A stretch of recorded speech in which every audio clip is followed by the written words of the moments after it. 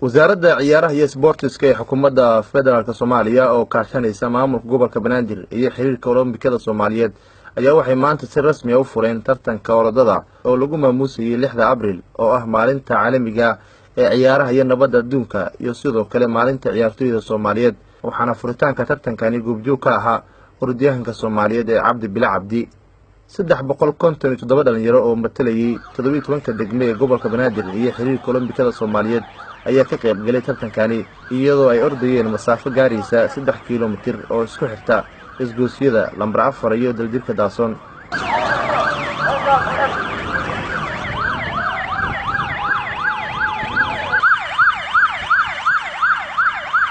iyadoo kaalinta koowaad uu ku guuleystay orodyahan Cali Iido Xasan oo kamid ahaa dhalinyarada maanta ka qayb gashay tartanka Muqdisho Mini Marathon magacaygu waa Cali Iido Xasan aadan u faraxsanahay inaan ku guuleysto orodkan waayo waxaan dadaal u soo gelinayo waxay ahayd inaan ku guuleysto orodkan marka ma sha Allah aadan u faraxsanahay inaan ka kala orodkan wallahi hami aad weyn waa waxaan ku riyooday inaan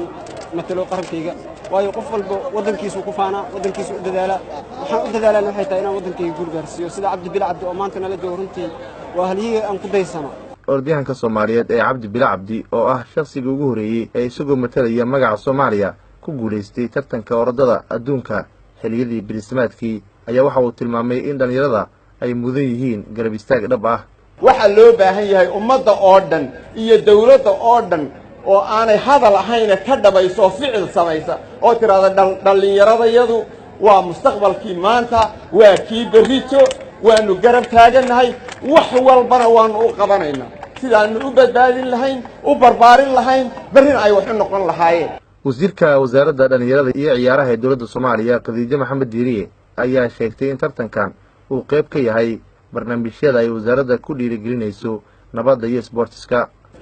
furkii bisha 3 aan qabanay oo laga soo hadlay mashruuc weyn oo markii ugu horeysay dalka oo dhan laga hirgelinayo oo ah mashruuca lagu horumarinayo sportiga ayaa lagu horumarinayaa nabadda iyo horumarka iyo dib u heshiisiinta iyo isdhexgalka bulshada mashruucaas wuxuu lagu qabanayaa oo laga fulinayaa dhammaan gobolka Banaadir iyo dawlad goboleedyada dalka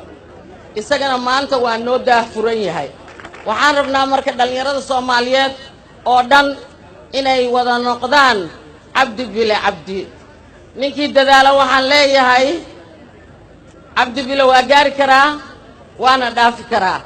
gudoomiyaha gobolka Banaadir ahna duq magaalada Muqdisho mudane Cabdiraxmaan Cumar Cismaan injineeriisu waxa uu sheegay in horumarka iyo xasilloonida ay ku jirto gacanta ummadda Soomaaliyeed loona baahan yahay in qof kasta uu qaato doorkiisa bulshada Soomaaliyeed waxaan leenahay nabaddu gacanteena ku jirta horumarku gacanteena ku jira haddaan sidaan oo kale isu kaashano isu heshano danta guud iyo wadajirkeena iyo midnimada ka shaqeyno wax walba waa noo hirgelayaan maanta qofkii islahaa Muqdisho si nabada looguma sameyn karo tartankan oo kale indhiisa ku daawado maanta qof kastoo bulshada nabadda jecel horumarka jecel ha u noqoto maalin ay ku dhiiradaan in inta dhiman horumarka iyo nabadda gacanteena ku samaysano bulsho walba iyada ayaa wax qabsata annaga waxaan rabnaa gobolka Banaadir iyo shacabkaba shacab isku tashta caasimadda waa caasimaddii ummadda Soomaaliyeed waa muraayadii waxaan rabnaa inay u muuqato la tartanta caasimadaha kale adduunka munaasabada kadib ayaa mas'uuliyiinta waxay abaalmarino guddoonsiiyeen ciyaartoydii kaalmaha wanaagsan kala galay sida kaalinta koobaad kaalinta labaad iyo kaalinta saddexaad Nuur Saciid Taliil warbaahinta qaranka Soomaaliyeed magaalada Muqdisho.